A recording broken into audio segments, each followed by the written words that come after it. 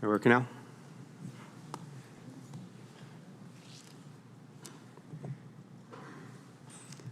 Okay. Are we on? Thank you. And welcome to Council Chambers on this beautiful May 2nd. It is May. 4 months is gone, and can you imagine? Christmas is just around the corner. All right, it is. Just as a kind of an FYI, again, we've had 2 years of long, drawn-out COVID pandemic that has kind of played a little havoc on our communities, our relationships, and our communities. I just want to stress that this week is Mental Health Week, so just let everybody know that's okay not to be okay. We just need to have the opportunity to talk about it, to support each other where we can. The town of Stony playing through its community and social development has put on a lot of kind of sessions and events that are happening this week. So if you want to check in on the website and see what they're all about, definitely take the opportunity to take some time for yourself and just take that break if you need. If you need somebody to talk to, any member of council is available as well. So just feel free to reach out. With that, members of council, you have agenda before you. Deputy Mayor. Yes, thank you, Worship. The Town Council will adopt the May 2nd, 2022 Governance and Priorities Meeting Agenda as presented. Okay. Thank you. Administration, anything to add? Your Worship, thank you. Nothing to add specifically. Just a note that CIBC Wood Gundy is a virtual presentation. As of now, I don't believe they're logged into the meeting. So when we do get to that point of the meeting, we may ask for a quick recess just to do some mic checks and make sure everything is functioning properly. Okay, thank you. We'll advise further at that point, Your Worship. Okay, when we get to that agenda item, we'll address it at that point in time. Anything else to add? See none. Call the question. All those in favor? Okay, and that's carried. Move on. Next is the public input session. This is the time that we allow residents to address council on anything that's not on the agenda. So we give a resident 5 minutes. Administration, has anybody signed up to present to council? Your Worship, yes. We have Hans Hahn here to speak during the public input session. Okay, thank you. Mr. Hahn, please come forward.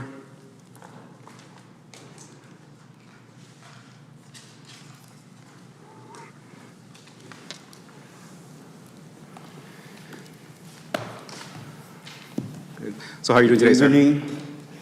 At the very outset, I would like to say I can't stay to the 5 minutes, and there's a special reason.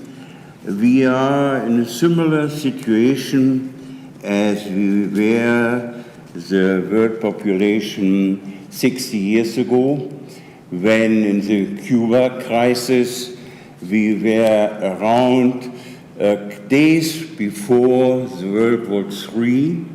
And we are right now in a similar situation, and nobody here around is aware of this. Okay, so I came Mr. Hahn, to Canada. Mr. Hahn, if you can just give me 1 minute. So for the public input session, we usually allocate 5 minutes. So I will ask you to highlight some of your big points, and then we can set up a meeting later on to go over some more of the details. Okay, so our administration will record the 5 minutes. So if you could highlight your big items in 5 minutes, and then we'll set up a meeting later on as well. Then I tell you, then I will hand it out. You people, I'm next month 85 years old. And when World War II ended, I was 8 years old. And I have very vivid memories, and I can show you pictures which you never have seen, and all going on in our, give one, you can distribute.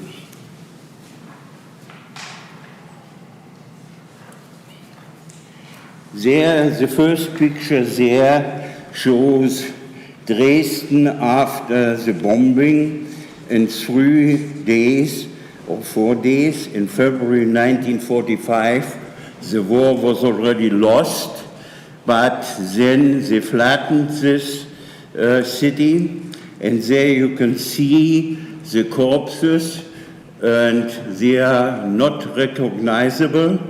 and whatever you have seen from the Ukraine is just harmless in my eyes from what happened 77 years ago or 80 years ago.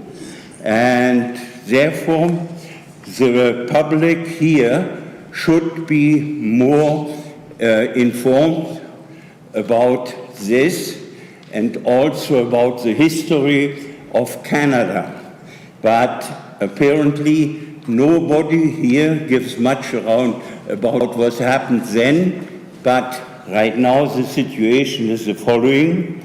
The Russians have traditionally on May the 8th a big parade in Moscow, and there they show all the military equipment and show how powerful they are.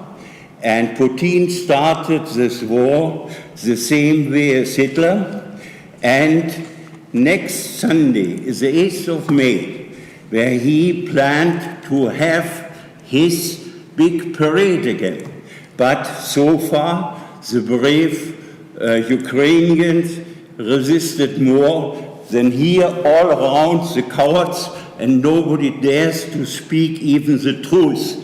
And I was well used from 8 years on to live in such conditions, and so I want to tell you something, and if you listen to me 15 minutes, you will learn something from this.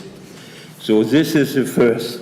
Then, and Putin is a madman, the same way as Hitler and other of these type of people are. And the days for the big parade run out by Friday or Saturday this week. And if he wants to have a parade in Moscow, then he has to start the World War III tomorrow, the day after, or Thursday or Friday. And this is a sad reality.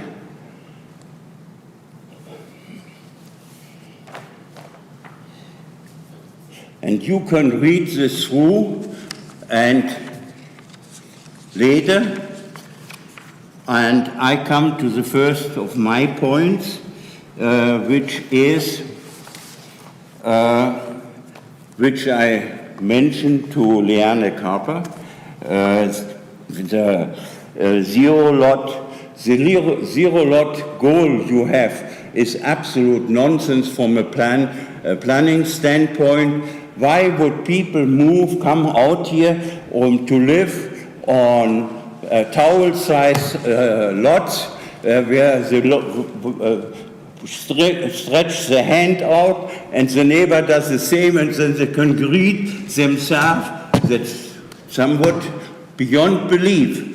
And our characteristic as a small town living requires that this idea of zero lot shall be abandoned, period. And the idea of home ownership is worldwide quite differently attacked. And here again, Your Worship, we're at the 5-minute mark. Okay.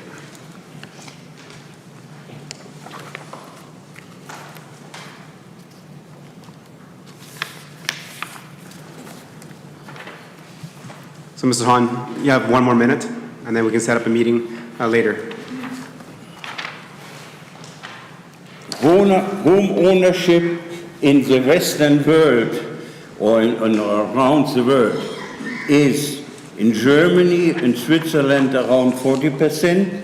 We have here just under 70%.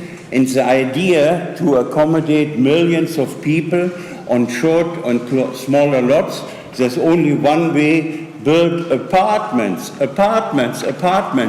and get world-class architects to really create something which will last for 50 or 100 years. What we see in London and Berlin, Paris, etc., this is not by lay people done. It's by professional done. and we are too small to do something of this type of nature. And so I ask you and urge you to abandon the idea of zero lot as soon as possible. And otherwise, you run the city down. Thank you very much for those information and comments and sharing your experiences with us, your historical experiences. Definitely, if we can reach out to you to set up a meeting, we can have a more in-depth meeting. I understand you barely. Yeah, so thank you for giving us some information, and thank you for sharing some of your knowledge with us. And we'll definitely set up a meeting so that we can actually go through over this in more detail. What is? We will set up a meeting and we can meet in more detail so you can have the time to explain everything. Okay? So thank you for your time. We'll call you and set up a meeting to meet. No, I would like then at least one point to bring up. I was here before when Mrs. Hansard was here. I think I'm here the 4th, 5th, or 6th time. But the last couple of years wasn't because I was busy in other stuff. But I want to point out one thing, which is really a scandal of the highest order. And when I made the last Freedom of Information inquiry in the year 2011, Mr. Golden had the salary with all the package, $154,000. And I checked this right now, what is on the internet available. He has now 247,000, so nearly 100,000 increase. Mrs. Sass is a pensioner in similar age as I am, and our pensions go up in 10 years 5, 6, 7%. This is 60%. And one thing, Premier Kenny has reduced when he came in power his salary from 198,000 to 180,000 by 18,000 or 10%. This means he makes 60,000 more than our premier, or even more. And all the other stuff I have here is similar, hair-raising, absurd stuff. And you are in plain construction English. I was 40 years in the industry. It's just pissing away money at our cost taxpayer. Sorry, I apologize for that. Council. You're not allowed cursing and foul language in council chambers. And I particularly take offense that Mr. Hahn would choose to single out our CAO for attack, particularly because this is airstream to the public. I do not appreciate it, Mr. Mayor. So, Mr. Hahn, it's okay for you to bring issues and concerns forward. You can do it in a respectful manner. And I said, we gave you more time than what was allowed. So if you want to continue to have that conversation, we'll set up a meeting with you and we can come and we can meet next door. I still understand. So we will, is my mic on? Okay, we will call you for a meeting. Okay. Okay? So thank you for sharing your knowledge and history. But there is decorum here that you don't need to get upset. You just have to share your advice. And the numbers that you gave us are incorrect. So you don't have to FOIP anything. It's I online. apologize for using Thank you very much. this foul Thank you very language. much, Mr. Hahn. We will be in touch. Thank you. Thank you. Thank you. Disgusting. Thank you.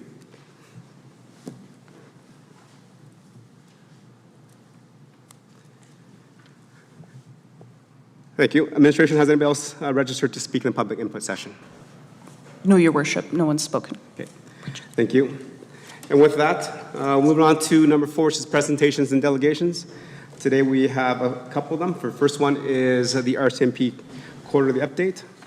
And I see that Inspector Loken is with us today. Welcome, sir.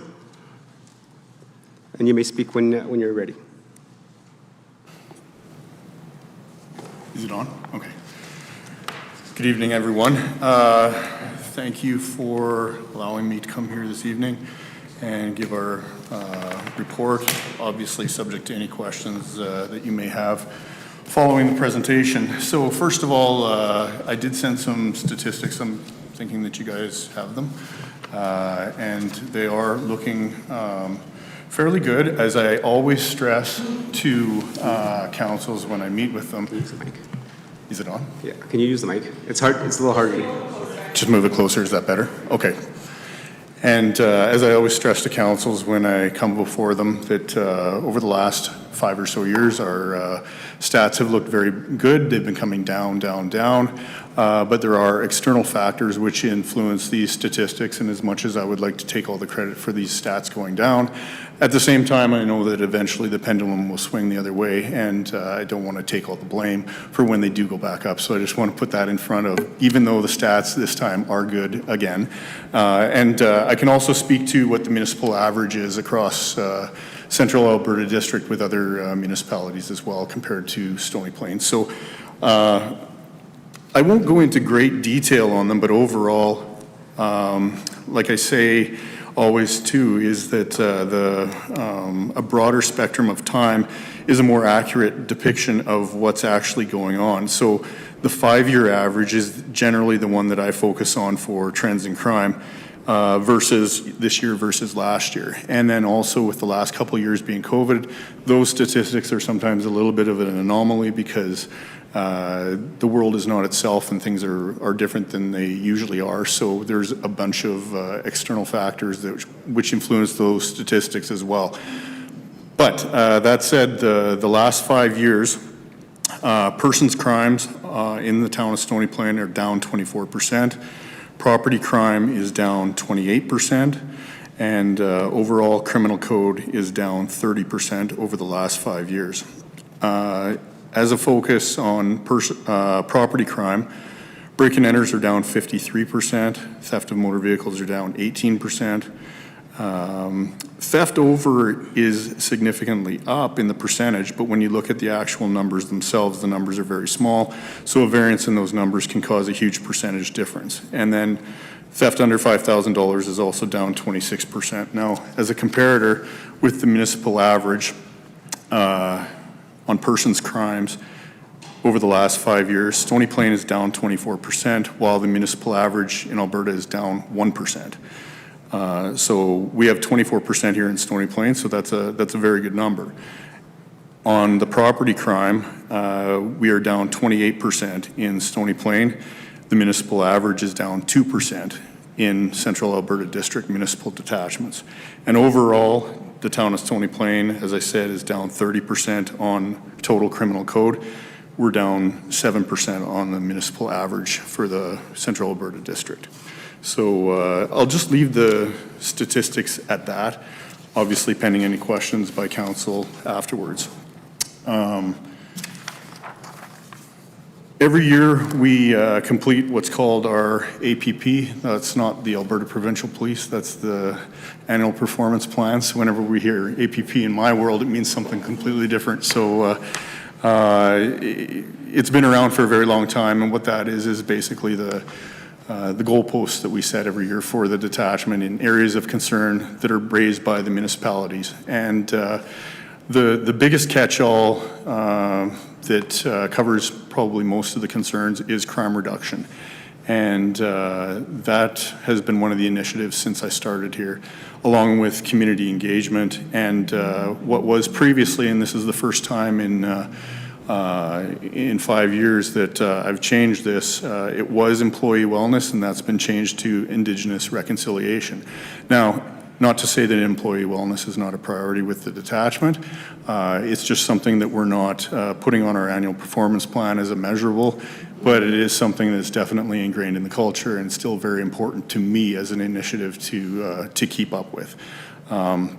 Community engagement, obviously with restrictions coming off, it's been much easier with having different initiatives that we had prior to the pandemic that we are re-engaging in, community meetings, and just different things that our various units in the detachment are involved in. Crime reduction initiatives, like I said, I think that a lot of initiatives that we have between the crime reduction unit, the watches, and management that sit down with them and our analysts and look at different initiatives and areas of concern. I think the stats are somewhat reflective of the initiatives that we've done in the last 5 years to show that possibly what we're doing here in Stony Plain is actually making a difference compared to the municipal average across the province. And moving on, another item that I've had on my list for the last couple of years is COVID. I won't dwell on that too much, other than to just say that it does still affect us somewhat, because we do still have cases of staff that are contracting the virus and having to isolate at home. But considering the number being few and far between, it's really not affecting operations or service delivery at all at this point. And the fifth item that I have is resources. We're sitting very well right now. As I always say, that we have an ebb and flow of resources that come in and out of the detachment. Right now, we're sitting fairly well with the number of positions that we have filled, and we have a close working relationship with staffing out of Edmonton to keep those positions adequately staffed and forecasting when those positions will be coming vacant. And so with the economy somewhat coming back in Alberta, we have seen a difference in members from smaller communities able to sell their houses and able to move to our detachment sooner. And so in the next just few weeks, we have 6 new members that are moving into the community. So that's a really good thing. Second last item that I have is just Emergency Preparedness Week. We're participating in that, and that's on Saturday. And then the last item that I have is the Regimental Ball is on Saturday, and that's, I think, again, a sign that we can somewhat celebrate, not that we're fully throwing caution to the wind, but at the same time, I think the world is opening up, and we are able to, have a bit of a celebration compared to what we've been through for the last couple of years, celebrate with the community, because the community is very supportive, and we do appreciate that support from our elected officials and the communities we serve. Thank you for the presentation, and again, as always, it's very informative. It's good to hear that the dollars that we have invested into our Rcmp and policing and public safety has worked well in bringing down the average numbers down. So that's really good, and thank you to you and your staff for making that happen. Members of council, any questions for clarity and understanding? Councillor Hansford? I was very pleased, Mr. Mayor, to see the downward trend of all crime. I'm hoping that might continue, but as we get back to full force, everybody everywhere, and less restrictions, I'm anticipating we will probably see some rise in that. Have you all enjoyed the breather that you've had from it? Well, and I don't know if it's been a breather for us, because we haven't been working from home. We have been out there, and we've just come up with different ways of we did have an outbreak go through our building, but absolutely we have developed some new initiatives. And one of the things that we did enjoy about the pandemic, and I like to try and turn things into a positive, even though it was definitely, I'm not saying that it was a positive overall, but we were able to streamline a lot of our processes, develop new SOPs, put new things into action that typically the bureaucracy of following all the channels that we typically have to go through. We recognized efficiencies and deficiencies and made some improvements. Thank you, Mr. Mayor. Thank you. Any other comments? Inspector Loken, can you just provide some commentary on the thefts over 5,000? Theft over 5,000? I noticed over the last year over year, there's a huge increase, but it has been fairly relatively low. But this quarter of 2022, there's been 6 already.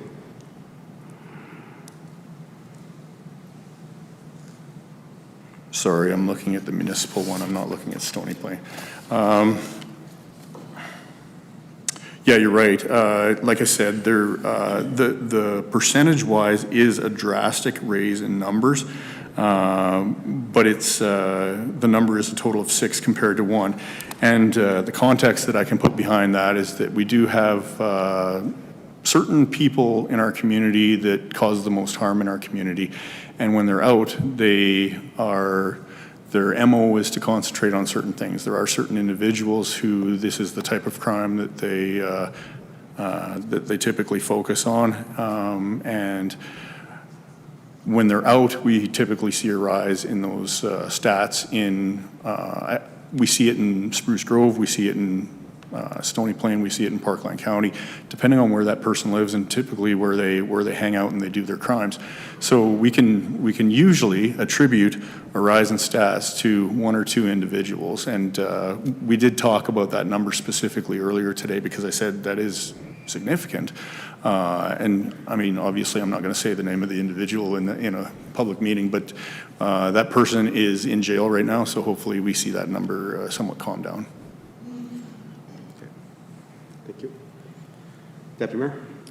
Yes, thank you, Your Worship. Thank you for coming this evening. I always look forward to the report that we get to see and the comments that you make, and it's nice to see that it is down. I've had a number of calls this past week regarding a Facebook post of an individual that's wanted within our area. And I'm just wondering if you could comment a little bit to that as to whether that individual has been apprehended or if that individual is still within our community at large. Are we talking about a homicide?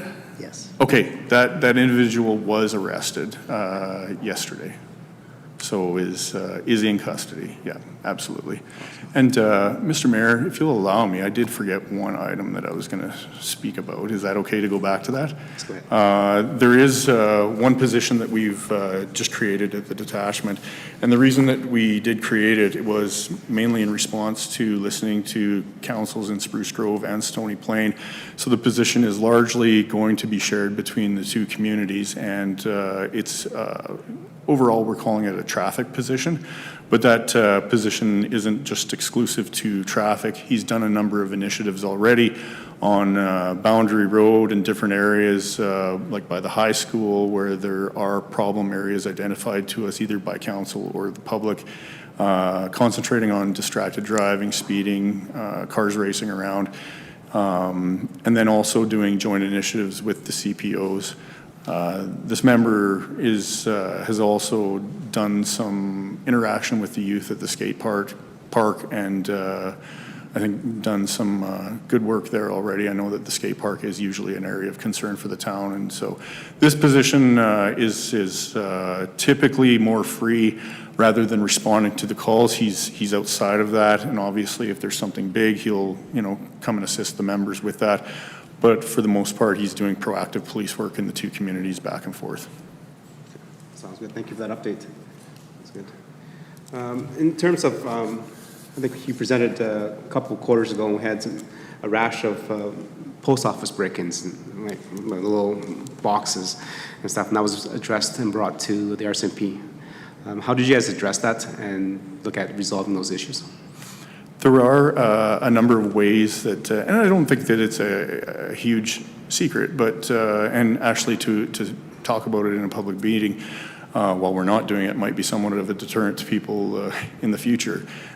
Just to be on guard that any package that you take might not be a package that's intended for that person. It might be a bait package. And so we have set up joint initiatives with Canada Post in relation to the concerns that were brought forward to us, not only through council, but the statistics that we saw, particularly around Christmas time when a lot of people are getting packages, and every year around that time especially, we do focus on that program and that initiative of targeting offenders who are not just the packages with the post offices, but and the mailboxes, but also the front porch, the porch pirates and them as well. Thank you. And then I noticed there's a couple of numbers in your report that says that there's issues of concern. And one of those was taking auto without consent. So is that usually family members taking vehicles without consent, or is that considered a theft over $5,000? I don't know how that kind of relates, because it is an issue. Typically, the take auto without owner's consent is when you wouldn't elevate it to a charge of theft of motor vehicle.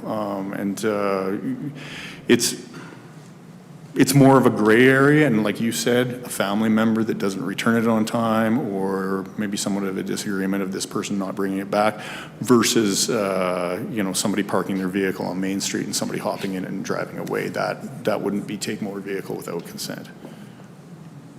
Okay. Thanks for explaining the difference. And another one that's an issue that you have highlighted is well-being checks. Have you noticed continued acceleration of that with the kind of after effects of COVID-19? Absolutely. It's in this day and age with COVID and people being less mobile to a degree and somewhat more concerned about family members and friends. We do have a lot of people reaching out that they haven't been able to reach a family member, or and a well-being check can be just because they haven't heard from the person, or there are legitimate mental health concerns. And as you know, that the last couple of years have been really rough on people, and so there have been a number of mental health concerns with people not being themselves, or being in a loss of job situation, breakdown of relationship. There's just been a lot of stressors on people, and so their family and friends are reaching out to us to go and check on them. Thank you. Any other questions for clarity and understanding? Councillor Meyer, go ahead. Thank you, Your Worship. Thank you, Inspector Logan. Just something you'd mentioned there in terms of limited mobility. To the wellness check, seems like some of that might sort of fall under like healthcare, like an aged senior who, like you say, family hasn't seen.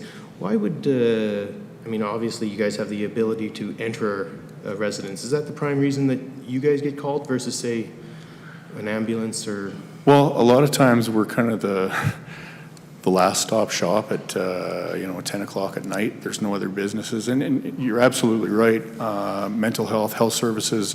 There are a lot of, and I don't want to put down those agencies, but people, when they're looking for help, always call the police. They always call us to go and solve their problems, whether it's something that falls within our field of what we're actually supposed to be doing or not. And so a lot of times with a well-being check, there will be a crossover with EMS or something like that. We'll get called because they don't call EMS because they don't know if it's a true medical condition. They just haven't heard from this person that there's, and so we would go there, we would check on it depending on the situation. I mean, there have been cases where we found people that have suffered some kind of a medical emergency, whether it be a stroke or, something like that. And then obviously we would involve EMS at that point. So just kind of carry on a bit, you would continue, even like I understand some of the fallout from COVID, but as we have an aging boomer generation, you can kind of continue to see this statistic rise? Potentially, and I can say that well-being check isn't necessarily, there is sometimes on older people, but a lot of it is around mental health issues and younger population as well. And so, we are called to these things, whether they specifically fall into our mandate or not. Is up for debate, I guess. But typically, we're out there. We're willing to go. We're willing to check on people, and depending on the situation. Because it might be depending. If it was, a well-being check might be because of domestic violence or something like that. Well, then we would be the most appropriate people to send to just make sure that everything's okay. So that's another interesting catch there. So in that scenario, would that count as a wellness check and as a domestic abuse stat? Like, would it count in both? Depending on what we found, I think it all comes down to the scoring, which is what we call, there's different lines of scoring. You would put the priority call or the most serious one, typically the order of them would be what the file would be scored as. And so if we got a well-being check and it turned out to be a domestic violence situation and there had been a victim of an assault and we proceeded with an assault investigation, it would be scored as an assault and with a domestic violence component. And I'm not sure if a well-being check would be further down in the scoring, but it certainly wouldn't be the primary line one of the scoring. Okay, thank you. Yeah. Thank you. Councillor Loyens? Thank you, Your Worship. You were talking about the new position you guys had hired that we're sharing with Spruce Grove and said this officer is more for traffic and distracted driving at schools. Are we finding that we are needing more officers around the schools for other situations? I'm not seeing anything in our stats about that. And the question just comes because of everything that's gone on recently between Pigeon Lake and in Edmonton and things like that. And I'm just not sure where to find those stats for us. Right. And I guess I'll kind of segue my conversation if I veer off the path, which I think you're wanting me to go down, then bring me back. But we do have a very good SRO program, and I know that there are varying opinions on the SRO programs. But as far as police presence and enforcement, that's a very small component of the SRO program.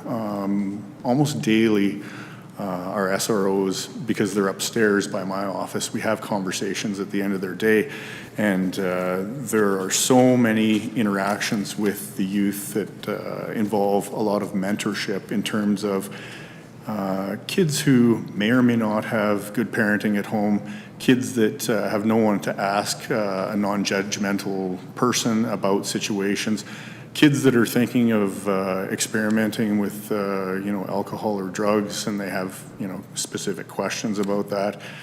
The online luring and sexual component of having a phone and being a youth. There's been a lot of success stories in the last just in the last year. There was a human trafficking ring out of Edmonton that was identified as a result of conversation in the schools, and then our SRO took that and went to Alberta Law Enforcement Response Team, and a big investigation was done. And so absolutely, the SROs, I think, do have a positive influence in terms of safety in the schools as well. And I think that what's happened in the schools recently is just a further argument as to why we would have them there.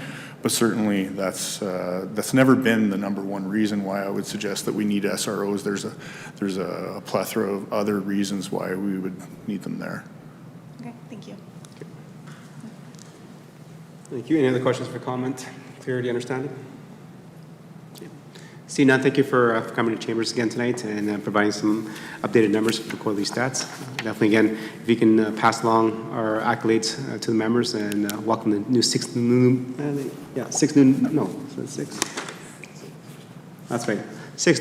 members that you have written here. I have 6 and 8. But yes, welcome to the detachment. And again, hopefully the trends continue to stabilize where we see less crime because of the preventive measures that we're doing within the communities. Thank you, everyone. Thank you. Okay, members of council, moving on to 4.2 is the presentation by CIBC Wood Gundy, as they've just joined us. Recess so they can do a sound check and mic check, and then we'll come back after recess. So can we get 5 minutes, please? Thank you.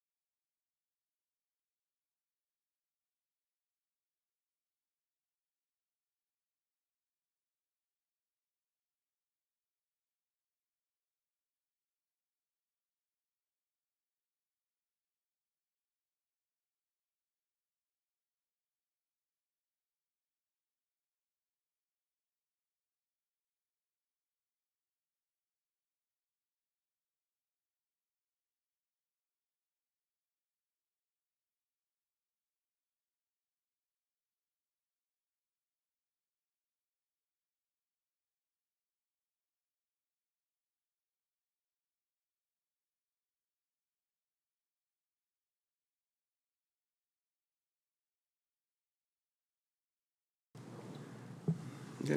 And welcome back to our council meeting. Our presenters have checked in, and the audio and video has been double checked, and it is working fine, so we'll continue with our meeting.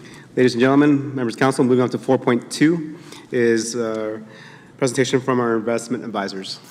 Go ahead, administration. Thank you. I'm glad to announce our portfolio managers today, James and Sheree, and they are on the line, and they will be providing an economic update regarding our investment performance, economic climate, and impacts on our investment returns. Perfect. Thank you very much, and good evening, Mayor and Council. Thank you for having us here this evening. So the world has changed materially in the last 2 weeks, certainly year to date. So we thought it would be timely to kind of give you an update on the economic environment and just give you a bit of background on how we manage the portfolio. So just jump in here. Just as a bit of a reminder here, how we manage the portfolio. So Chart and I work with 55 municipalities, including many in your area.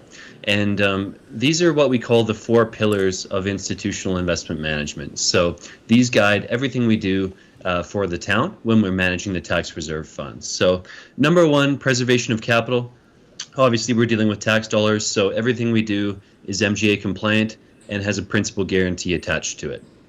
Number 2, risk mitigation, so making sure we're diversified, not just between issuers, but also amongst various maturities. So we have the town's reserve funds laddered out in a well-diversified portfolio.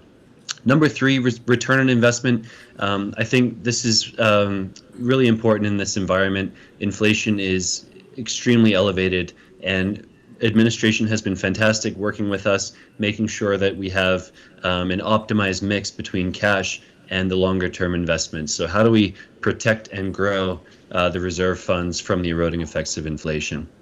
Last but not least is liquidity needs. So making sure that we have the money available for you when you need it.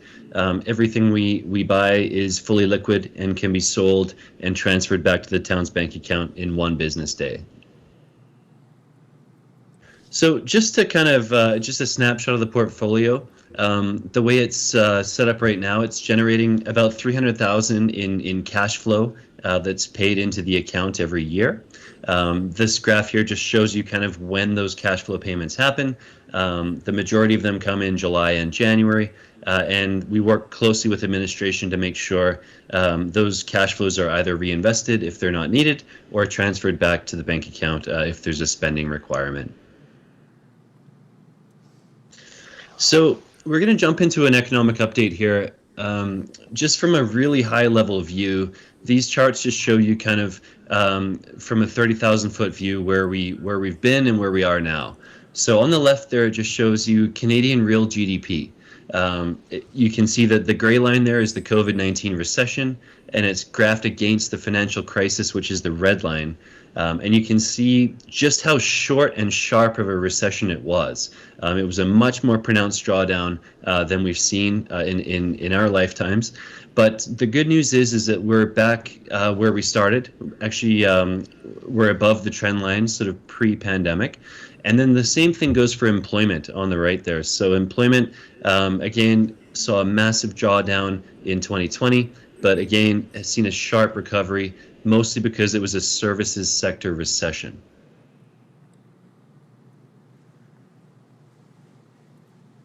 Now, this is the question we get asked the most in this environment, and it's all everybody's talking about: inflation. Inflation is at a very, very high levels. This graph here just shows you the U.S. inflation going back to the 1980s. And in the last month, the U.S. posted their highest inflation rate in over 40 years. So in Canada, we're doing a little bit better. We see inflation around 4% for this year. And this just shows you kind of like the breakdown of what's driving that. Not surprisingly, the crisis over there in Ukraine is driving up food prices. Not surprisingly, energy prices are very high with the price of oil. The other concern that most of our municipal clients have is supply constraints. So it's taking longer to get projects done. It's more expensive to get projects done. So that's driving up inflation as well. in conjunction with housing prices as well.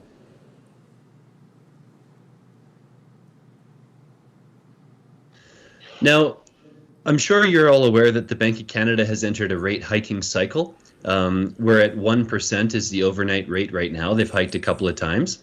And we anticipate that they're going to continue hiking interest rates throughout the remainder of the year, and then again throughout next year until we level off around 2.5%. The markets are pricing in a much higher, what we call neutral rate than in previous rate hiking cycles. The reason being is that we expect the Bank of Canada is going to have to raise rates much faster and higher in order to stem inflation that's been driven by these pandemic kind of forces.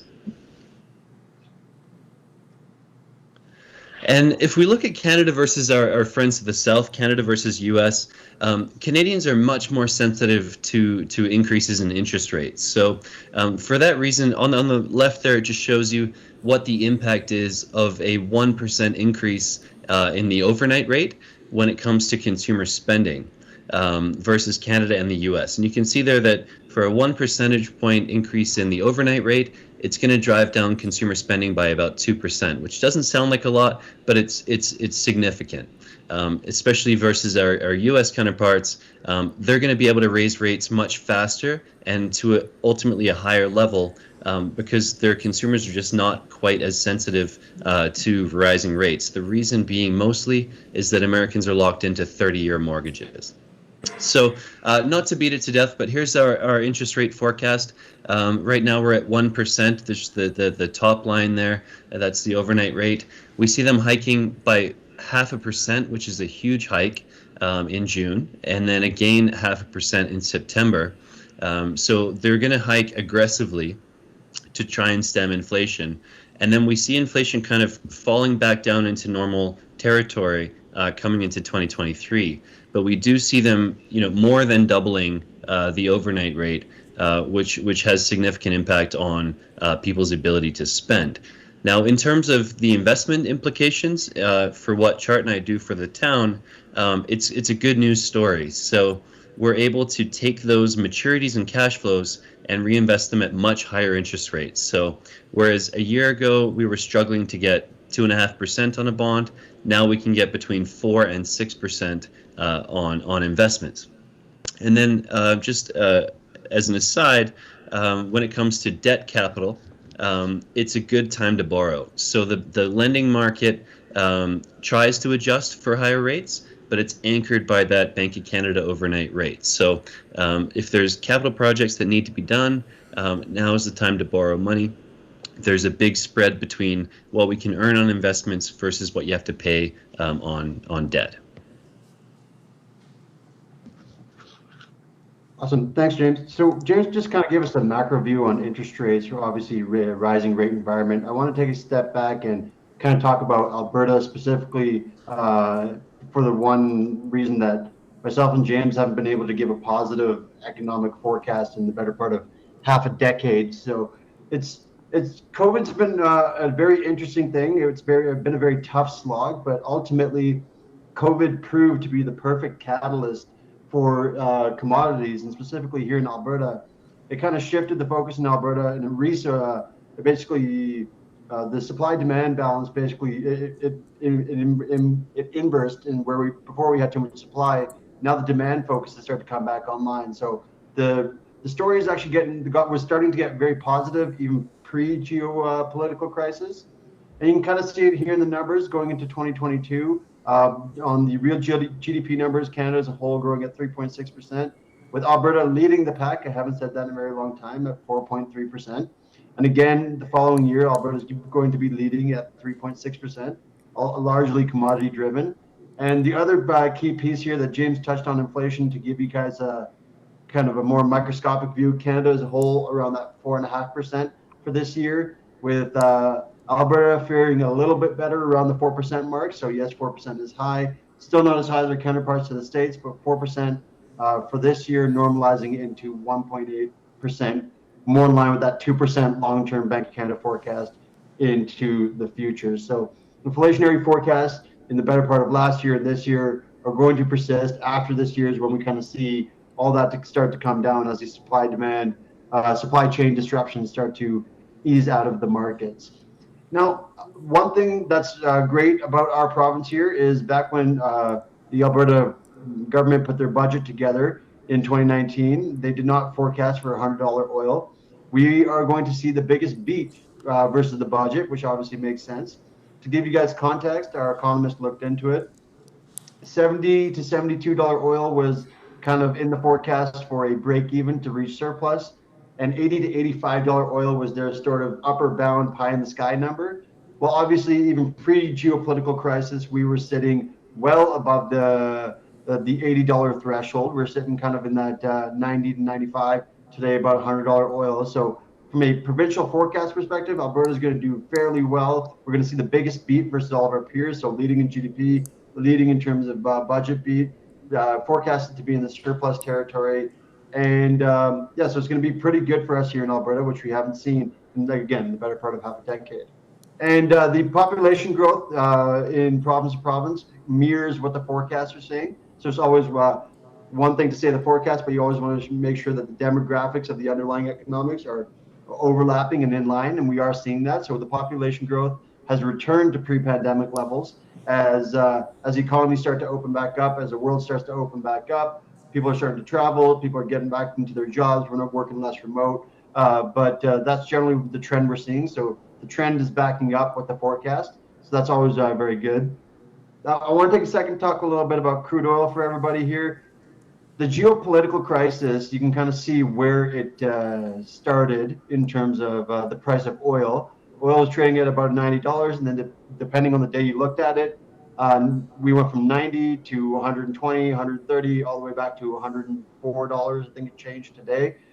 To give you guys context, a $1 move in oil used to be a big deal. Now a $5 move in oil, nobody bats an eye at.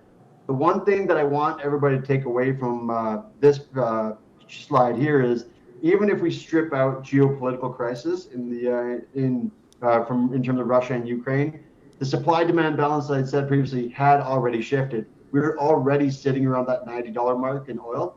So we're not reliant on the geopolitical crisis. Our supply-demand balance has already shifted. And specifically from a Russia perspective in terms of commodities, we don't see that, we're not as, why the market's not as reliant on that and not as concerned from an economics perspective is if we actually map Russia in terms of GDP compared to all the peers, from an economics perspective and a GDP perspective, Russia's not exactly an economic powerhouse. You can see it rates below South Korea, just above Brazil in terms of global GDP. So from a larger impact perspective, not as concerning. Where the concern is in the commodity sector, specifically energy. Obviously, the European countries, we're seeing that more in the news right now, are large importers of Russian oil and gas. So guys like Finland, Hungary, Poland, Germany, Greece, Netherlands are all importing a significant amount of fuel from there, which right now, as that country gets sanctioned, the access and limited resources that they have to get access to, it creates a constraint on these European countries. Now, North America generally will fare pretty good because if you can't get it from one country, you have to get it from somewhere, and there's only so many places you can get it. If we were to put a mirror of basically what Canada is the biggest exporter in, what Russia is the biggest exporter in, from a general commodities perspective, there is a significant amount of overlap. So what that means is, again, North America will fare pretty well. But in the interim, before it takes time for all these bottlenecks to now shake out, because commodities will try and get to market, until these commodities can get to market, what you're going to see is a significant amount of volatility. To give you context, the price of nickel went from $25,000 to $48,000 to, I believe, just around $30,000. So significant short-term spikes are going to continue to persist as the world tries to digest the human capital element along with the economic element. But from a North American standpoint, Canada is going to fare pretty good. The last thing that we want to touch on today, just general themes here, is the yield curve. The yield curve is a standard slide that we'll put in with any of our presentations. It basically just tells us what rate of return we can expect to receive for the amount of time we're investing. The green line is your Government of Canada curve. Red line is your provincial issuers. and blue line is your financial institutions like your chartered banks. So what this curve is telling us is that because the market is expecting the Bank of Canada to start raising rates, as James already touched on, and James had a point there where he said the investment market is forward-looking, it's already adjusted for it. This is what we're talking about here. When we're looking at the current yield curve, our rate of return expectations are no longer 1 or 2%. They're now in the 3 to 4 to 5% range, sometimes north of 6%, in strictly principal guaranteed issuers. So from a context of this presentation for you guys today, the biggest thing we wanted to give you a heads up on is that one, Alberta specifically, well, Canada's going to do good. Alberta's going to lead the pack from a global perspective. And our expected rate of return in the portfolio is going to go significantly higher. We're not talking half a point or anything like that. As these maturities come due, the portfolio is set up as a simple bond ladder where we have staggered maturities and cash flows. As these maturities come due, we're going to be reinvesting at higher and higher rates. And we deploy bond ladders for exactly this scenario. So just overall, a very positive news cycle for the town as well. So with that, I want to make sure that we give enough time for questions, because me and James can talk about bonds for a very long time. So passing it back to council for questions if they have any. All right, thank you for the presentation. And when I was going through this, it's definitely confusing if you are not in that financial space. But when you guys presented it, it makes a lot of sense. I definitely appreciate those comments about this is kind of an ideal cycle for municipalities to borrow for any big projects, because right now the rate of return that we get back from our investments are a lot higher than what we would actually pay for debentures. So I think that's something that members of council would have to think about as we continue to move forward in our capital plans. Members of council, any questions or comments for clarity and understanding? Okay. See none, I'll have a question. Just going back to the provincial economic forecast that you mentioned, in terms of Alberta leading the country in real and nominal GDP, which is awesome to see. And I think one of those biggest contributors that is the cost of our natural resources. But I'm also concerned about the fact that we're also leading the country even with that increase in unemployment rate. So if we're ramping up those industries, therefore hiring more people, how does our rate still stay so high? So the one difference between $100 oil today and $100 oil in 2014 or whatever it was, the one key difference in metric is we're not seeing capital projects and capital budgets come back like we saw with $100 oil in the past. So previously it was a boom bust economy. We saw in the boom bust, labor trends continue to swing. What we saw with the oil and gas companies in this downturn is them become really efficient with their balance sheets. So they basically, and it's exactly that, they've gotten really efficient with their balance sheets. They're very hesitant to start triggering capital projects.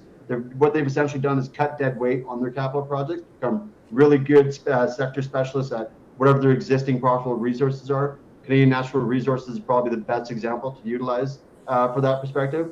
They haven't significantly increased their capital expenditure, the CapEx programs. They haven't increased their labor demographics, and they're sitting at all-time highs. So that's generally why we haven't seen the labor come back. It does take time because they're not going to adjust to the $130 geopolitical crisis. As soon as we got to that $90 oil, we saw a geopolitical crisis push everything up. So I would say it's kind of a lagged effect. Within the next 6 to 8 months, let's see if we can get more capital projects. We won't see it on a lot of the upstream majors, but more so where we'll see it, which is in tier 2 and tier 3 in terms of oil field service sector. That's where we'll hopefully see the unemployment numbers come back down, which is why in the forecast it goes into 2023 and not this year. Hopefully that makes sense. Okay, thank you. Any other questions, comments? Okay, just another comment or question here. You mentioned the geopolitical tensions that are happening that has caused a spike in inflation, and both the Bank of Canada is raising its rates to combat that. In terms of when tensions start to ease, what is the lag time for those inflation costs to come back down so that the Bank of Canada reduces rates? It's a little bit more persistent. So I would say it's going to take some time. The crisis in Ukraine has certainly exacerbated things in terms of food prices, energy prices. However, even before that crisis sort of started to unfold, we were seeing, for a long time, the central banks were saying the word transitory. We view these inflation spikes as, base rate effects because, gas was 60 cents during COVID. Now all of a sudden it's, bounced back to normal. So the year-over-year change looks really high. But the short answer to your question is I think it's going to be a bit more pervasive than, say, even if this crisis ends tomorrow, we still have this inflation problem, which unfortunately, the central banks are caught between a rock and a hard place. They're going to have to probably raise rates to the point where they trigger recession. And that's probably going to come in the next couple of years. It's a decision of, do you contain inflation or do you squash the economy? And unfortunately, they're going to have to tame inflation at some point. Okay.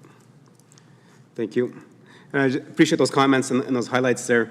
I think what you mentioned actually goes to show me that we definitely need to, as Albertans and Canadians, to diversify our economy so that we're not kind of attached to the geopolitical pressures that cause uncontrolled inflation and deflation within the world. Absolutely.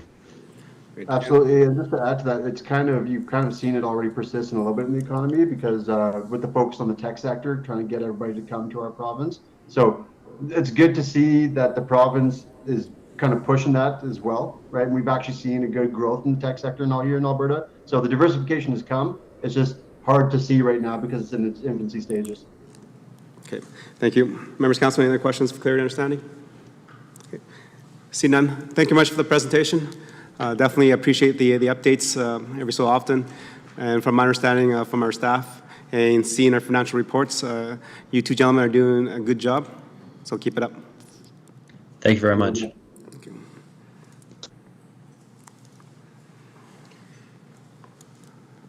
Okay, thank you, members of council. We're back to our agenda number 4.3, which is another presentation regarding the Canadian Association of Municipal Administrators Long Service Awards.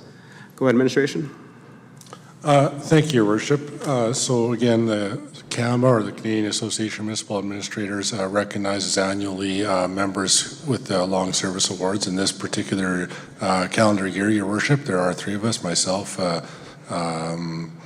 Carl Hill, and Brenda Otto.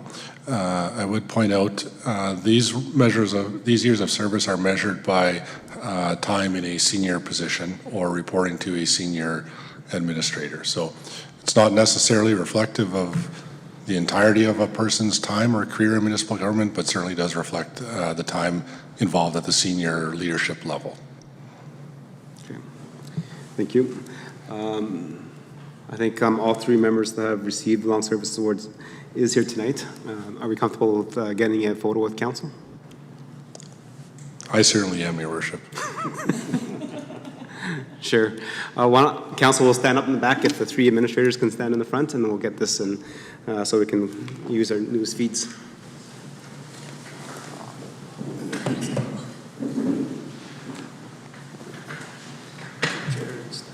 Yep. Let's pull the chair back and slide over a little bit, Pat. Okay.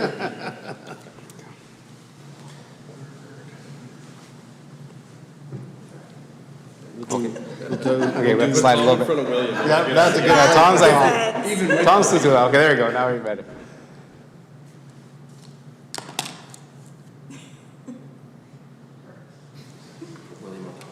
Yeah. Stand up to chair.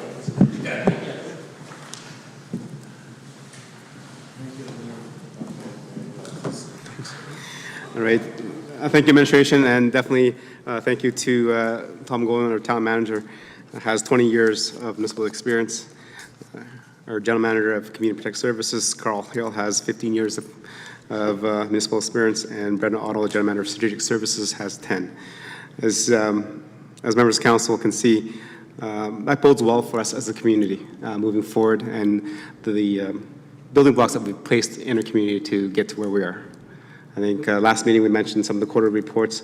I've seen the number of housing starts 2.5 times higher than the 5-year average. And we just heard from the changes that we made in our financial statements and our fiscal policies. We're benefiting from that as well as a community to be able to generate more interest revenue so that we don't have to go back to the taxpayers for more tax increases. Again, experience goes a long ways. So thank you very much for your service to our community.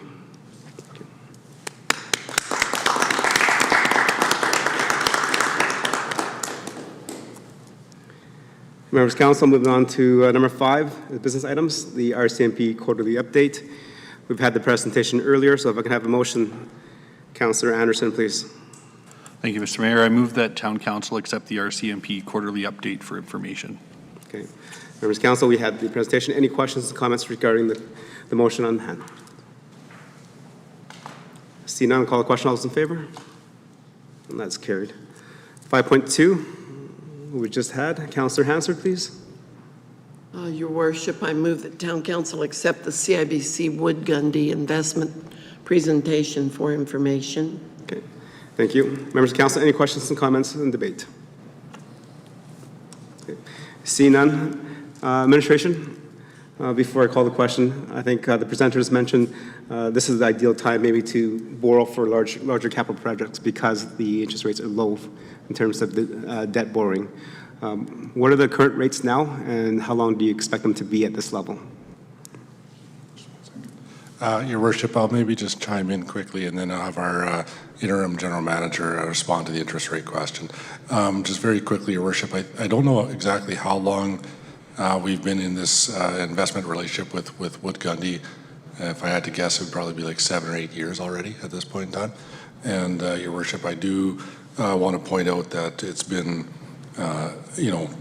successful for the town of Stony Plain. I know when I started, going back a few years now, our ability to invest and generate the cash flows and all of that you just heard was somewhat restricted.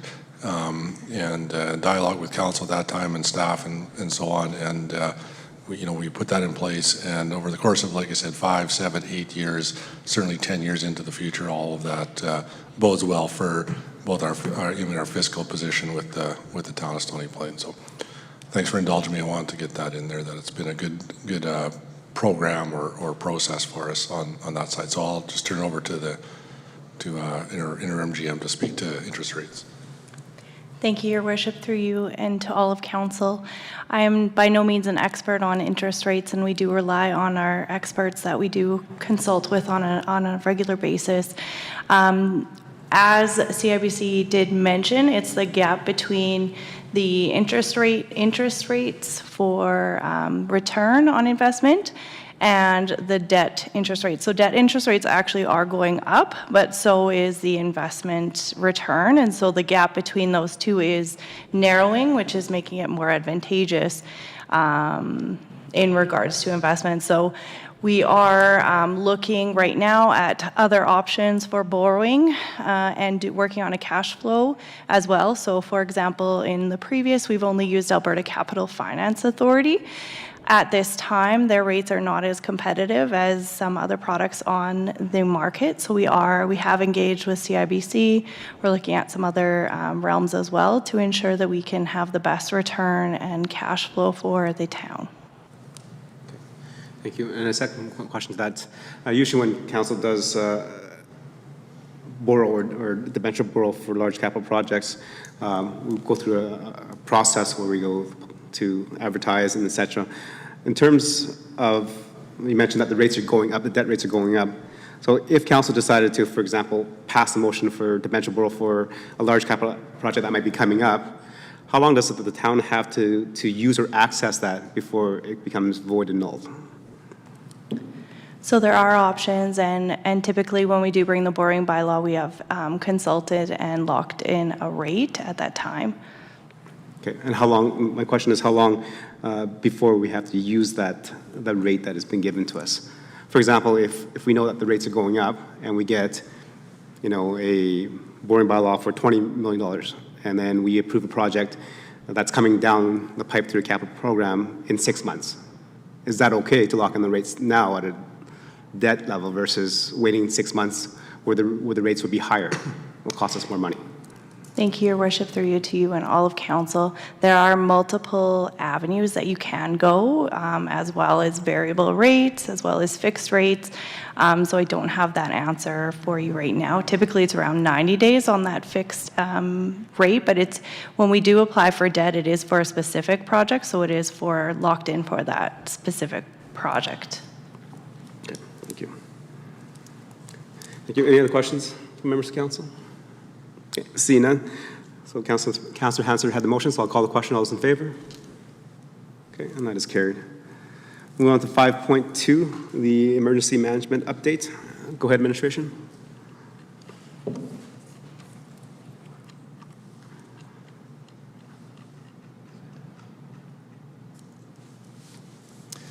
Your Worship, members of council. So this evening is our annual emergency management update, and it coincides with Emergency Preparedness Week, which Inspector Locken briefly touched on during his presentation. Before I get into that, I'd just like to speak really quickly about the officer or the new position that he did discuss with us today. Our CPO unit has certainly worked with that individual on multiple occasions since his arrival, and it's been quite positive. So it's not just been traffic, it's been a multitude of projects. They're learning something from this particular officer, brings a lot of experience, and certainly is in a bit of a mentor role just as much as he is in an enforcement role. So there's a positive happening for sure with our enforcement group also. So just wanted to put that in for that new position. So just a quick overview as we do each year with council, and we do have some new council members here, so certainly this is timely. Our emergency management plan is oversight by the Government of Alberta Municipal Affairs, and there's also an emergency management agency within the provincial government. There's two legislations that we must follow.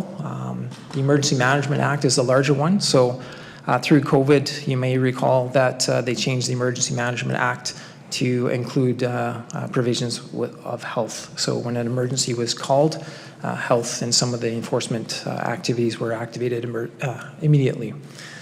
The local authority emergency management regulation that really governs what we need to be doing related to emergency management and other municipalities across Alberta.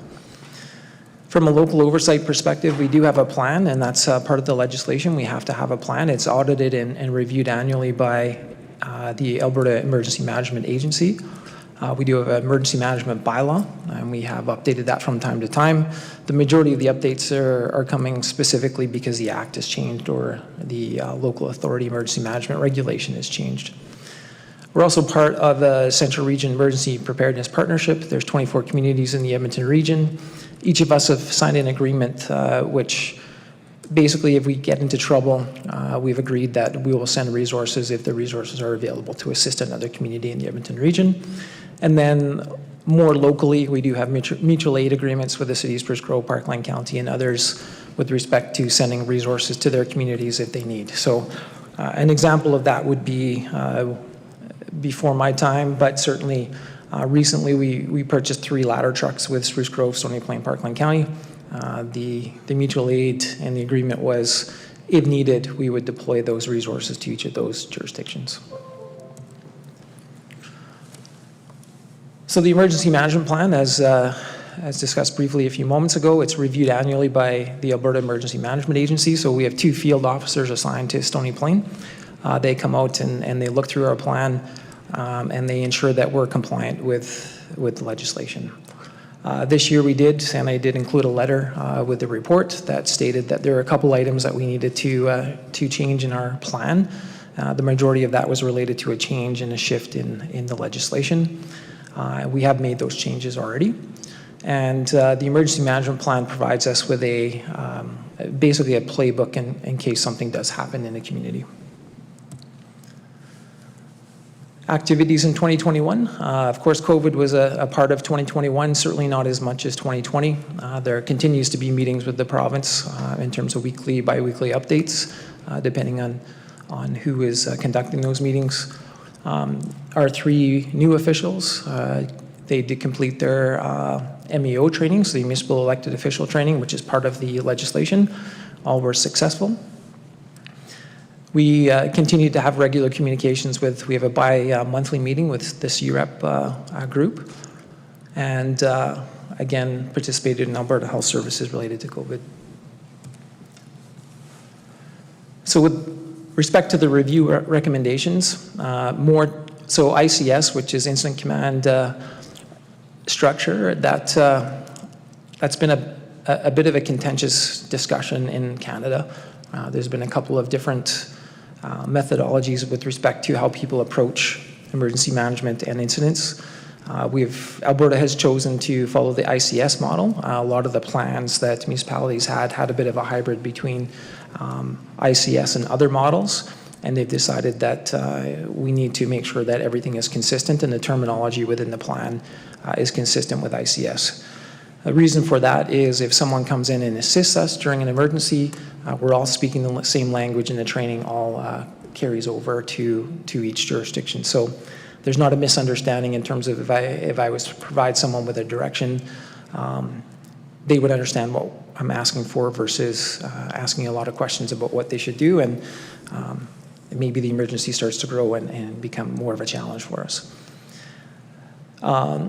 There is some training requirements and updates that we need to provide to AEMA. So we didn't used to have to tell them everything we're doing. Now the provincial government is asking us to tell them everything we're doing, including when we're presenting to council. So that's a bit of a change. And we need to define the incident type. So ICS has 5 types of incidents that are defined. And we have to go through a plan and just identify what type of incident each of these scenarios might be and how we might deploy our resources related to that. For 2022, so we do have some staff that require ICS and basic emergency management.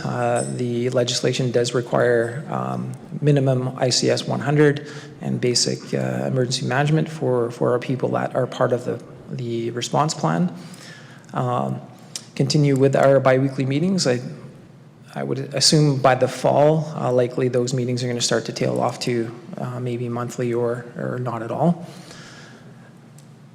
And implement their 2021 AMA recommendations so that we can be compliant when they come and review us in a few short months. And we have booked 3 training sessions with our emergency management agency, which is our team, in June, September, and November. The big part that happens annually is the Emergency Preparedness Week. So that's happening today until Saturday. A couple things that residents can do, and we do have this on our webpage also, is building a 72-hour kit. The reason why a 72-hour kit is important is emergency services in local communities often are not there or able to provide help for 20,000 or 50,000 or 10,000 residents or 3,000 residents.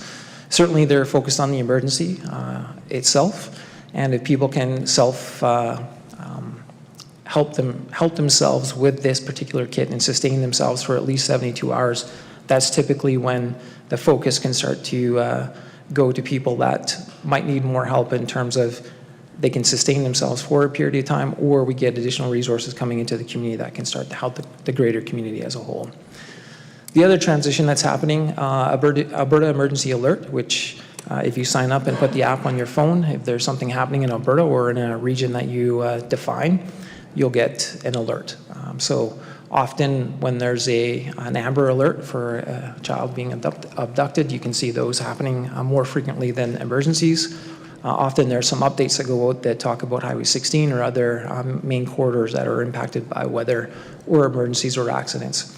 That's transitioning to a federal system.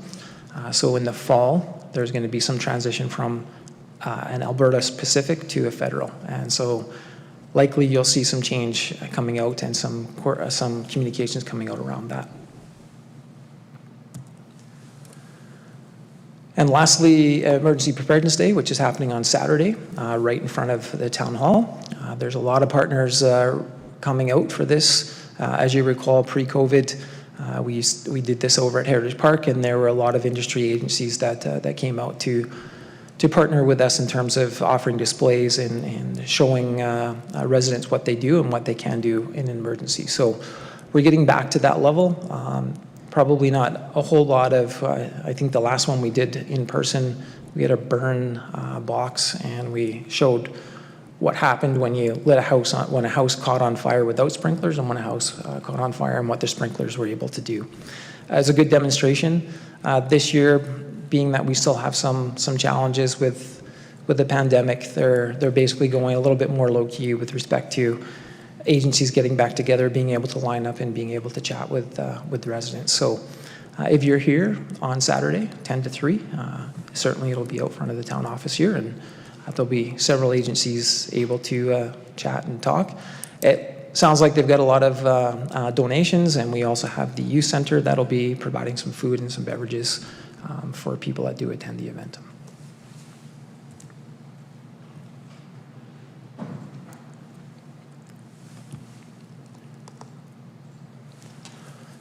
Thank you. Thank you for your presentation.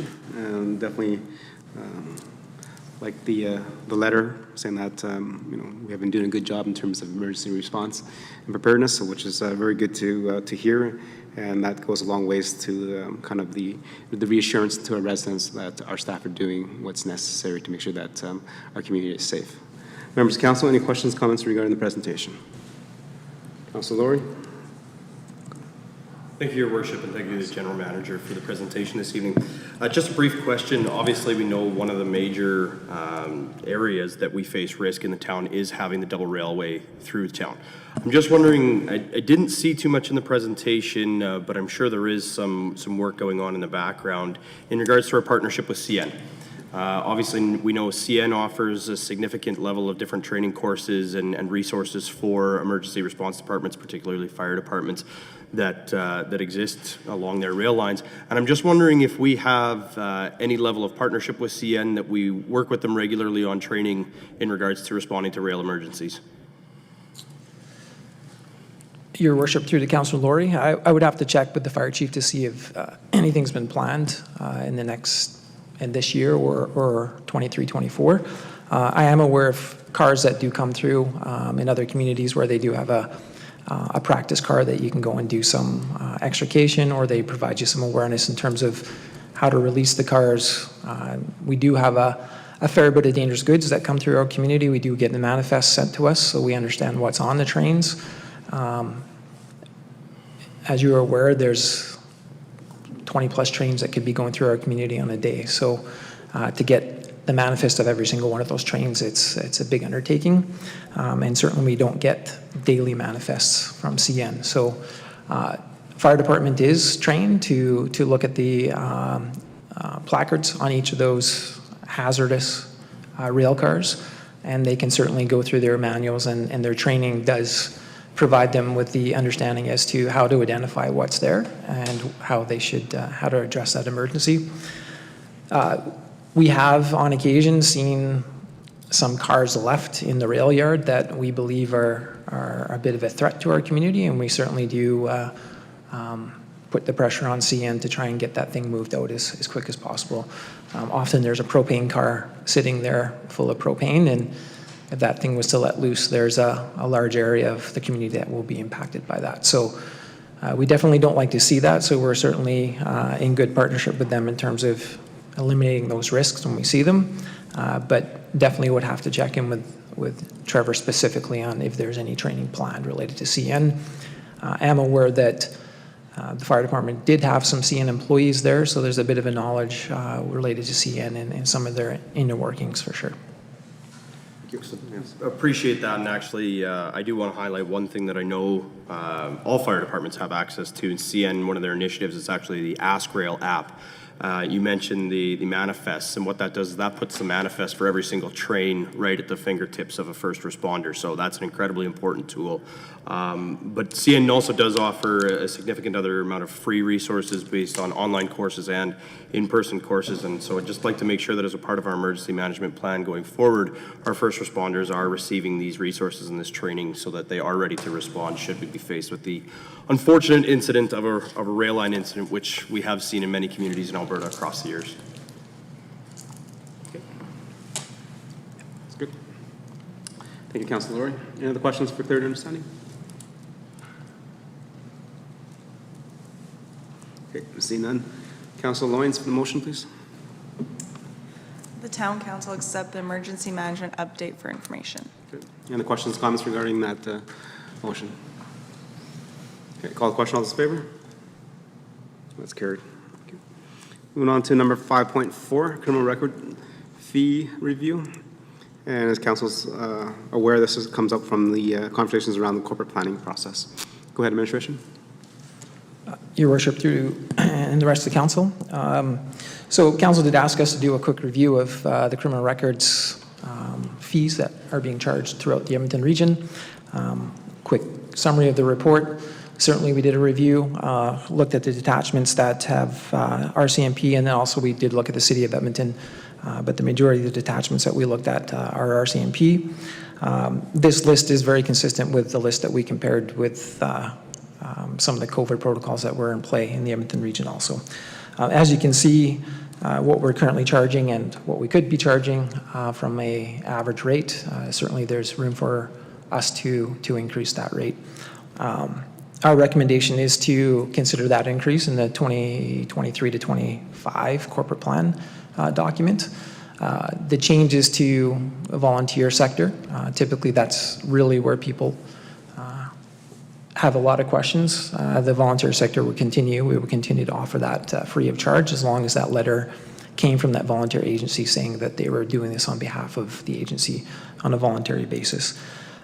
Certainly the city of Edmonton, as you can see, is the highest, and we're ranking, if we increase our fees to that 46 mark as recommended, you can see that that puts Stony Plain a bit more in the middle of the pack, which is typically where the town of Stony Plain sits when it comes to a lot of our fees and charges throughout the region. So that's the brief report, Mr. Mayor. There's not a whole bunch more information to provide. Thank you for the presentation. Members of council, any questions for clarity and understanding? Councilor Laurie? Thank you, Your Worship. First, a quick comment and then a question. I just want to thank administration for bringing this report forward. I think it's definitely interesting to note annually the Parkland Detachment collects close to $70,000 in criminal record fees, representing close to 5,000 requests. So it's obviously a very time-consuming, administrative-heavy area of the department, and so I'm glad to see that we're looking at bringing in some alignment to help cover the costs of that, because we know ultimately the costs are borne by the municipality as well in some of the funding that we provide. The question that I do have is just in regards to the volunteer sector side of it. Obviously, it does show that the fee is waived based on a letter provided from the volunteer agency. Through personal experience and through speaking with other organizations, it's my understanding that the Rcmp will only accept the original letter. So it cannot be a scanned PDF copy, which presents a lot of challenges to volunteer organizations in ensuring that that letter gets into the hands of the volunteer in the original copy. Do we know the Rcmp's reason for requiring that specific original letter, or is there something that can be done? I know the Rcmp did pilot an online criminal record check. Unfortunately, it didn't go very well, and they're not planning on rolling that out at this point in time. But essentially looking for any way, shape, or form that we can work with our different agencies to make it a little bit easier for those volunteers to get their letter and be able to bring that in. Your Worship, through to Councillor Laurie, it's a good question, one that we haven't received an answer back for. When we have the Shikawi program and we have our 85 host family individuals, my hand is very sore from signing letters. I did ask if we can photocopy a letter 85 times, and that was not acceptable. So they could not provide me a reason as to why that's the case. We have petitioned to them that, you know, we're a small organization when it comes to an annual 85 letters being sent out. I can imagine, you know, larger organizations. The other component to it is not just the physical signing, but having the person that's available to sign the letter when it needs to be signed. I think there's also if you're the president or the signatory, you need to make sure that the letter you're sending or giving away is going to be used for the right purpose. So I don't have an answer for you. It's certainly something that we've petitioned and asked for a change, as PDF, scan, email there's a lot of business and a lot of multi-million-dollar business deals that are done via that technology today, and we don't have an answer on it. It's status quo at this point. Excellent. Thank you very much. Any other questions? Councillor Anderson? Thank you, Mr. Mayor, and thank you to the GM for finding the information and getting back to us. I just have a question about where this money goes. And so we're looking at increasing potentially the fee, not quite double, but close. $70,000, maybe not quite double, but close, $130,000. Where do those dollars get allocated? Your Worship, through to Councillor Anderson, those fees basically go back to paying the overall cost of the operation. Perfect. Thank you. Any questions, comments? Okay. Just one, and reading the report, thank you very much for that and having those comparators out there. I know 46 is the average, but I don't know, that just seems like an awkward number. Like 40, 45, 50 seems more reasonable than 46. So I know this whole commentary that is already moved, that there's already commentary about having this built into the next corporate plan and sharing that information with the city of Spruce Grove as we have that joint detachment. Is there any way that we can change that so it's a more of a less awkward number? Your Worship, certainly that can be taken into consideration. Tonight's illustration was just the average is $46. Okay. Deputy Mayor? Yes, thank you, Your Worship. Just wondering why we would include the city of Edmonton within there when all the rest are RCMP detachments.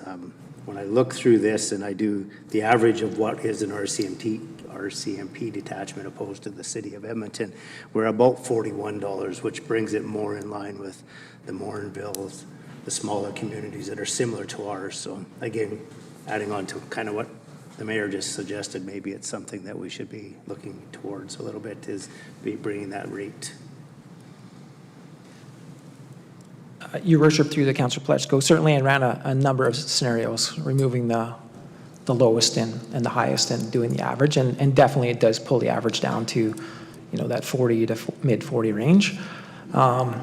Reason why City of Edmonton is included is we have a lot of people that do travel into the City of Edmonton, and they do or may get their criminal record checks done in the City of Edmonton because it's convenient for them from a work perspective, and vice versa. We do have people coming this way potentially for working, and although the numbers are low, there's 200 people outside of the 3 tri-region that got criminal record checks.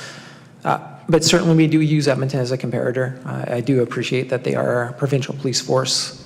Their fees are higher, their costs are higher, so typically they're on the higher end. But I think it's useful for us to compare, but certainly as we continue navigating what the overall eventual cost will be that we'll include in the corporate plan, we can certainly look at the feasibility of removing that $76 and just doing the comparative average on the balance that's left. Thank you. Any other questions for clarity and understanding? Go ahead, Councillor Meyer. Thank you, Your Worship. And just for clarity, is the intention to coordinate the fee with Spruce Grove? Your Worship, through to Councillor Meyer, this kind of falls into our responsibility or in our area of decision makings. We certainly do have a chat with them because their groups or their residents certainly will be impacted by this. They were briefed. There was no hard no expressed related to this. It was more of a thumbs up. Yeah, let's consider that. Both of us benefit from this in terms of the overall impact to the detachment and the costs related to the detachment. But definitely it's an administrative component of what the town of Stony Plain is doing related to the detachment. Sorry, and just for clarity, when you say the thumbs up, you're talking from their administration, not necessarily say their council. That's correct. Your Worship, through to Councillor Meyer. My peer and I had a conversation, and there was some support levied for it, yes. Okay. Councillor Hansford. Thank you, Your Worship. I'm just glancing over this to see if I had missed something. Is the city of Spruce Grove charging the same fee that we do now? Actually, Councillor Hansford, so Parkland, is our detachment. Is our detachment. Used to be years ago when we had 2 detachments, it was different. And a lot of people came to Stony Plain because we were cheaper. So I'm glad that we're on par with them. And I'm actually leaning in the direction of voting yes for this because I mean, there are certain costs to get this work done for people, and even though I hate to see increases for certain sectors, it's been a very long time, I believe, since there's been an increase in these fees. Thank you. Any other questions, comments for clarity? Okay. Seeing none, I'll follow up on the question that was asked by Councillor Anderson. Councillor Anderson mentioned, asked where these dollars go in terms of budgeting if the fees are increased from their corporate plan, and it was told that it goes back into operating, and which I think all of council fully agrees and supports. However, because this is a joint detachment that we share with the City of Spruce Grove, this is our kind of realm where we take care of this and they take care of the maintenance of the building. When the dollars come back to this, are the criminal record checks split down by municipality? Because I know they have to pay their share of municipal enforcement clerks, and so do we. So when we get this increase in revenue, does it offset our costs or does it offset Spruce Grove costs? And if it offsets both our costs, how is that divided up? Your Worship, I would have to look back at the agreement to understand the detail. I think at one point we did the 60-40 split. So we collect the revenues. At one point we were splitting them 60-40. That's the operational split between the two of us. So both of us would be benefiting from that overall collection. I would have to go back and look at the detail of the agreement because we also did discuss the overall number would affect the overall bottom line. The overall bottom line is a 60-40. Okay. So we can just provide an email update once that's. Your Worship, too, and I think just I guess comment too. So what essentially in front of council this evening is a report for information, but it is signaling that, and I think it clearly indicates that in the corporate plan going forward, we will be proposing an increase to the $25 fee. When we get into that point in time in November, I guess it will be, we'll ensure that some of this information is available and that it's specifically pointed out so that council is aware and sees the change and the difference and so on and so forth. But as for purposes of this evening, it was, for information, but again, signaling that this will be proposed as a change going into the corporate plan next year, next fall. Okay, thank you. Any more questions for clarity and understanding? Councillor Anderson, go ahead. Thank you, Mr. Mayor. Very simple question, but are these fees still paid in cash only? Or are we able to now pay for criminal record checks and other methods? Your Worship, through to Councillor Anderson, I would believe that you can use your debit card to pay for a criminal record check at this point. I would have to check that to say with certainty, but we have a pretty up-to-date detachment over there, so I would imagine they've got all forms of payment available. So remember the last few that I've done, I had to pay cash only, and I'm thinking, as the mayor suggested, $46, cash only, no change, makes it a little bit uncomfortable for a lot of people. So anyway, thank you for the time. Thank you. Any other questions, comments? I just wanted to maybe ask one more question or maybe provide a comment, because I know the Deputy Mayor asked a question why City of Edmonton was included and definitely at $76 versus what we're currently charging $25, and the proposed increase in maybe to $40 to $50 in that range. I think one of the differences, when I've gone into our detachment to get a criminal record check, it's usually a week or more to get one. With the City of Edmonton, I can get in there and get it done in 2.5 days. So I think that might be also the difference as well, as how many staff they have and the ability to take care of that. So I'm not too sure. Councilor Dory? Thank you, Your Worship. I'll just provide a little bit of clarity. The City of Edmonton, the City Police Force actually uses an online portal, and so I'm sure their expenses are actually significantly more. Our RCMP have actually done a very good job over the last little while. Personally, in my line of work, I deal with these on a regular basis, and for a citizen whose name does not match anything in their records and who has not moved within the last 5 years, oftentimes they're able to return it even same day.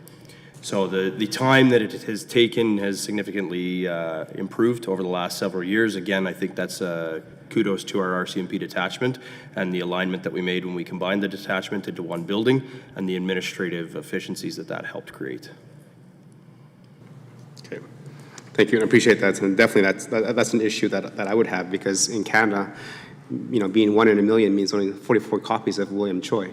But back in China, there's 4,400,000 copies of William Choi, if we're 1 in a million.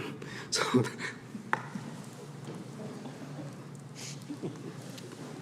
right. Any more questions? Seeing none, moving to 5.4. Deputy Mayor, please. Yes, thank you, Your Worship. The Town Council accept the criminal record review report for information. Okay. Members of Council, any questions regarding that motion? Debate? Councillor Meyer? Thank you, Your Worship. So in terms of some of the debate that I've heard this evening, and in light of the recommendation being nearly double what it currently sits, I'm kind of I'm reluctant to support this this motion. I'm curious if now would be the time to make a motion to have a lower number, or when it comes forward in the corporate recommendation or corporate when it's recommended in the Sure corporate. thing. So, Councillor Meyer, so the motion is just a separate information. So, administration has brought back this report for information for us, and kind of laid out some of the details that they might be thinking of and contemplating, which would be brought back during the corporate plan with those numbers added. And at that time, council has the ability to make those adjustments then. Okay, thank you. Okay. Any other questions, comments on the debate? Seeing none, I'll call the question. All those in favor? Okay. And that's carried. Okay, that ends our business items. So moving on to information items and council discussion. Councillor Meyer, we'll start with you today. Nothing this evening. Thank you. Deputy Mayor? Nothing this evening. Councillor Loynes? I just wanted to mention that May is Motorcycle Safety Awareness Month. With the warmer weather, it is time to remind everyone to be on alert and share the road. It is also, the beginning of May is Small Business Week, so just all of our small businesses, shout out to all of them. And tomorrow is National Teacher Appreciation Day. So thank you to all our teachers and what they do for our kids every day. Thank you, Councillor Loynes. Appreciate you bringing those to our attention. Councillor Hansard? Your Worship, I have a few things very quickly. The banners in the downtown area are beautiful, and it's wonderful to know that the artwork was from local artists. The bridge in Rotary Park, way easier for me to get across. I like that, and it's lovely. Also, Center Nord dinner that we had with that group of people was very, very positive, and I look forward to the French language school getting opened here in Stony Plain. I would like to make a mention of 2 areas where I've noticed some damage to utility boxes, and that is in Somerville, and accompanying that is it possible for us to do anything to get them to clean up that area? Because really it looks rather much like a dump with all the materials and leftover things that are laying there. And I know we've had a lot of issues with Somerville, but is it possible that perhaps something could be done to get that area cleaned up, particularly along the roadway? And another set of utility boxes at the very end of Greybrier Drive in Greybrier.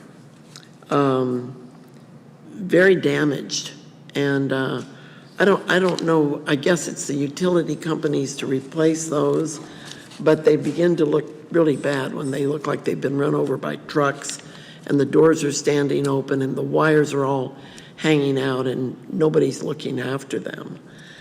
I also want to mention, do we know when the street sweeping will be done in the local communities? I know there's been a lot of work to get done, and will there be warning signs put out so people know to get their cars out of the road so that those machines can do a really good job in getting the roadways cleaned up?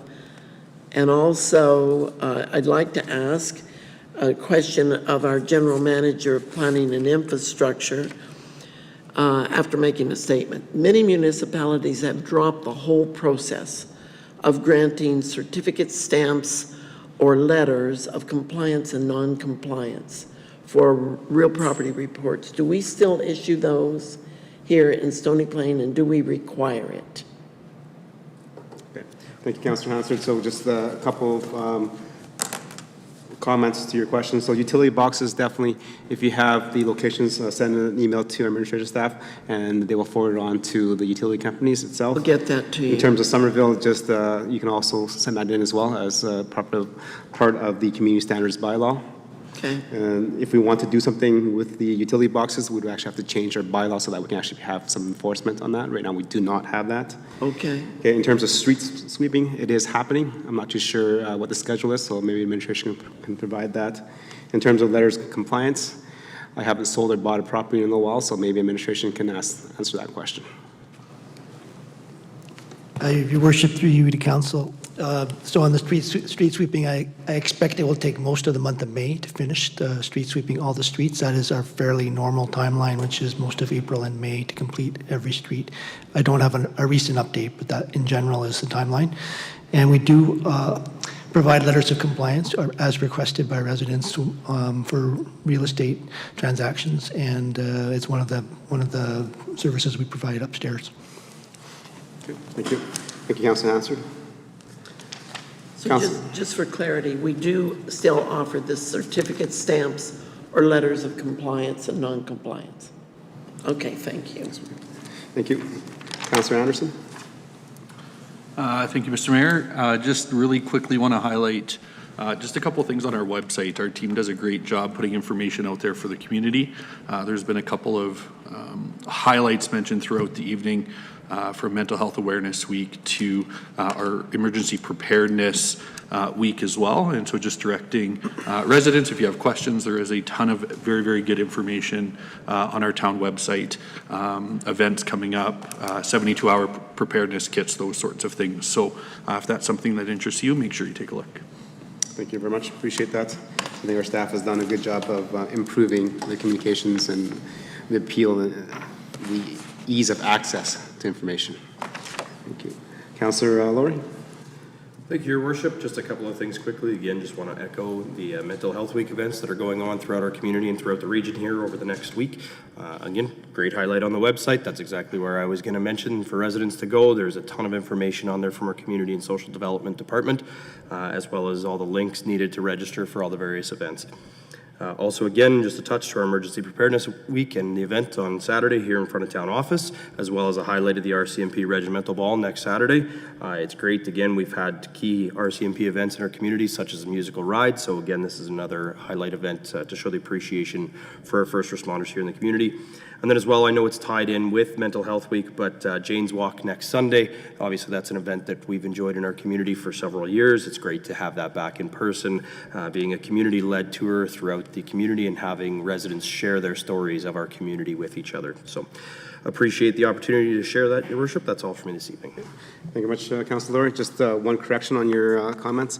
The Rcmp Regimental Ball is not next week. It is this week. So yes, so make sure that make sure you at the end of emergency preparedness. Make sure you attend. You know what? I think we just gave you the wrong date on purpose. I think that's probably my fault. Right. With that, just mentioned that we do have a downtown grand opening coming up, as mentioned by Councillor Hansard. The banners look beautiful. Just one question regarding the kind of the stop signs and other kind of markings within the downtown core. I noticed that our community has been changing over slowly to having more high-vis signs so that it is safer for residents that walk, pedal, and everything else. But I just noticed that the downtown or the old parts of town have not yet been completed yet. Is there a time frame for that switched over? Your Worship, they will be switched over in the summer months here when, with the roads crew taking that on. That is just an administrative catch-up from the previous works by the contractor. There are a number of some of these signs which are going to take some time because of complications with what they're attached to, but they will be done this summer. Okay, thank you, appreciate that. And definitely going back to 2017, that was one of Councillor Meyer's thoughts when he first got on there, was sort of pedestrian safety within our community. And I think the change over the last 4 years to the more high-vis signs has added to that safety in our community. Okay, with that, we're adjourned. So thank you very much, administration, for the reports, and definitely appreciate members of council for reading agenda packages and coming for conversation and discussion. Meeting is adjourned.